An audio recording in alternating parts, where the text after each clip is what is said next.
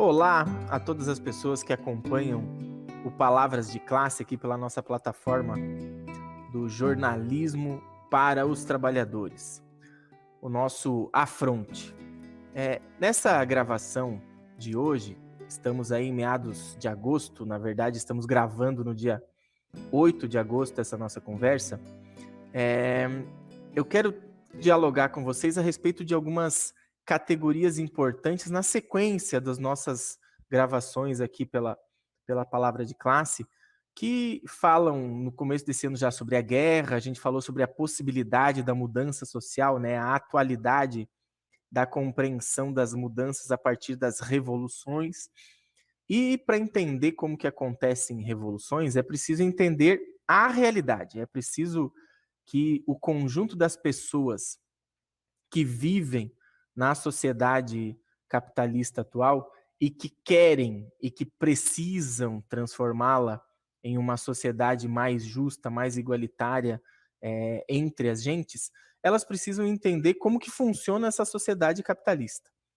E para fazer isso é preciso entender não só como que as empresas, os empresários, como os trabalhadores convivem numa relação de exploração capitalista, mas também como que o conjunto das instituições que fazem o azeitamento dessa relação social de exploração acontecer funcionam.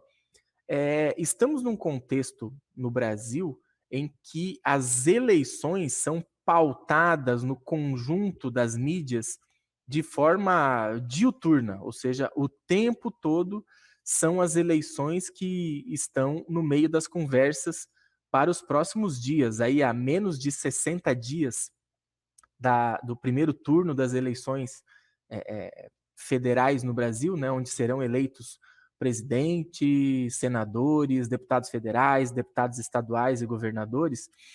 Nós teremos que pensar muito seriamente onde que nós, como trabalhadores, nos encaixamos no conjunto desses eventos. Por quê? Porque me parece que há um peso excessivo na decisão que as eleições de outubro vão deferir. O que eu quero dizer com isso? Eu acho que as instituições, do ponto de vista do funcionamento da sociedade, têm apenas um dos seus elementos definidores no processo eleitoral, que é o executivo, que é o legislativo, os deputados, senadores e os governadores e o presidente têm apenas uma parte do poder real que funciona, que existe, que é exercido numa sociedade capitalista. Há um conjunto de outras instituições que também funcionam, que também são importantíssimas para que a exploração capitalista aconteça, para que os trabalhadores continuem sendo vendedores das suas forças de trabalho cotidianamente nas fábricas, nas lojas, nos bancos, nas fazendas, e que os capitalistas, que os empresários, que os burgueses continuem se apropriando deste trabalho exercido por essa classe trabalhadora para que seus lucros aumentem.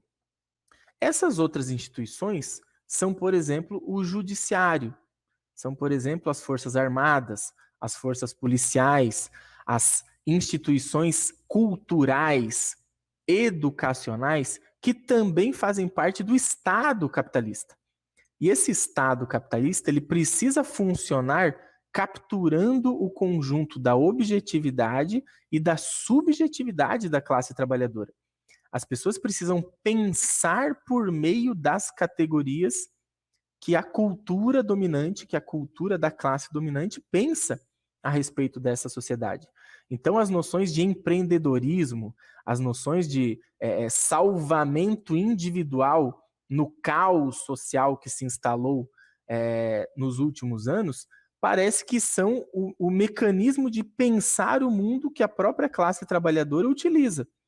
No entanto, essa forma de ver o mundo, de pensar o mundo, nada mais é do que a expressão das relações dominantes da sociedade que a gente vive, uma sociedade capitalista.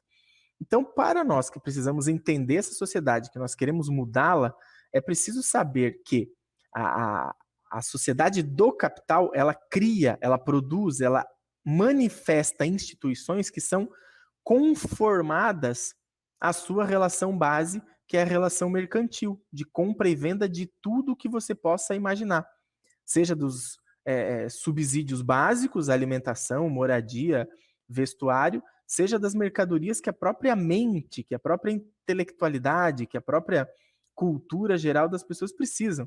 Então, seja conteúdos via internet, via redes sociais, que são produzidos e são consumidos pelas pessoas na sociedade capitalista.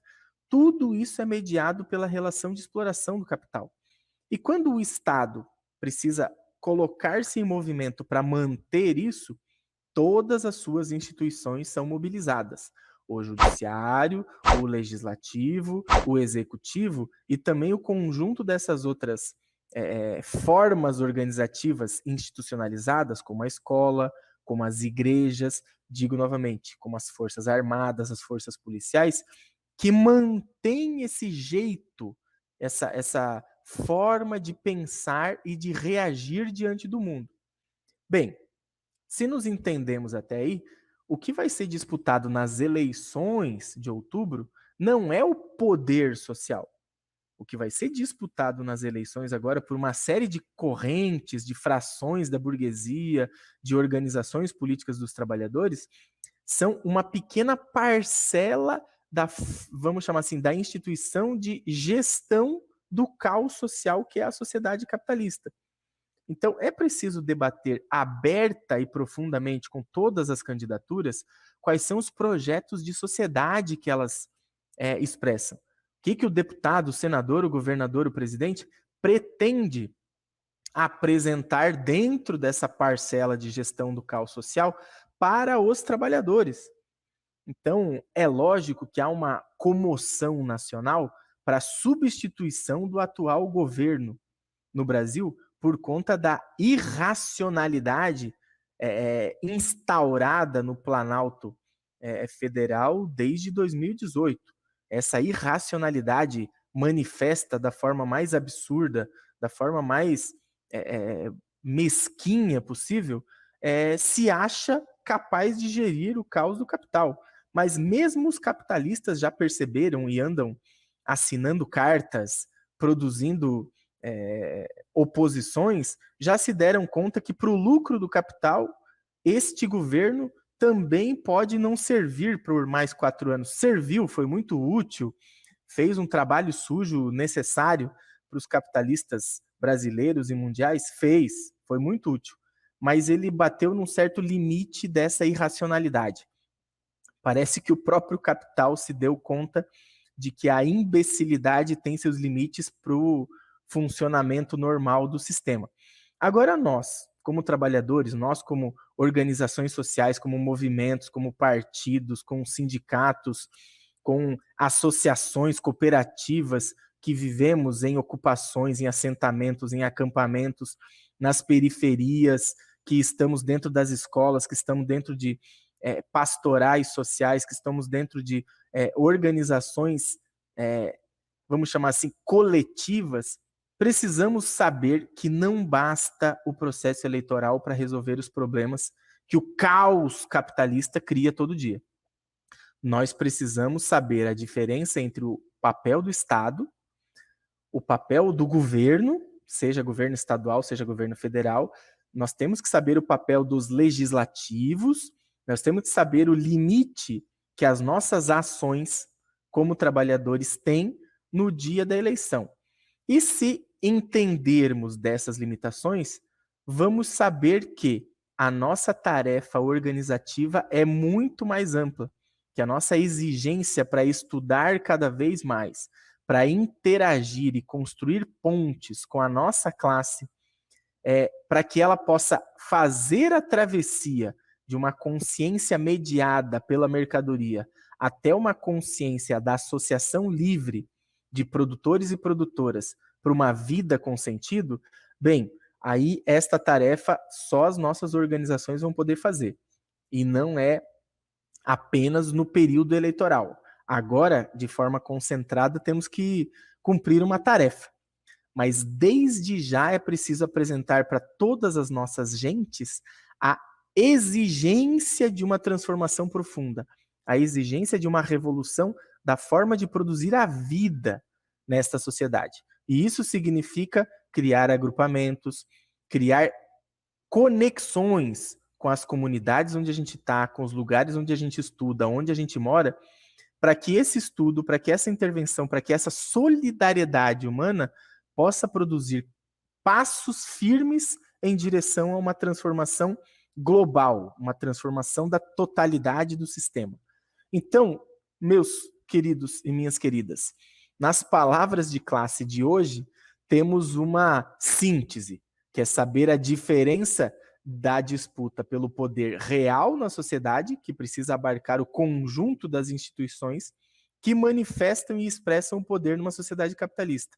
E saber que cada luta específica tem um certo momento, como dizer assim, com uma certa tática num conjunto de uma estratégia que nós precisamos reelaborar. Portanto, só aumentam as nossas responsabilidades como herdeiros das lutas de todos os nossos antepassados e como os responsáveis diretos e imediatos da produção de um futuro mais cheio de vida, cheio de, vamos chamar assim, ação, porque só de esperança não se pode viver, e essa nossa ação humana é que pode transformar a humanidade. Portanto, nossa rebelião é muito bem-vinda e a organização dessa rebelião é uma exigência imediata. Grande abraço e no próximo Palavras de Classe vamos elaborar um pouco melhor sobre a conjuntura fervente que estaremos no Brasil agora entre agosto e setembro. Grande abraço e até a próxima.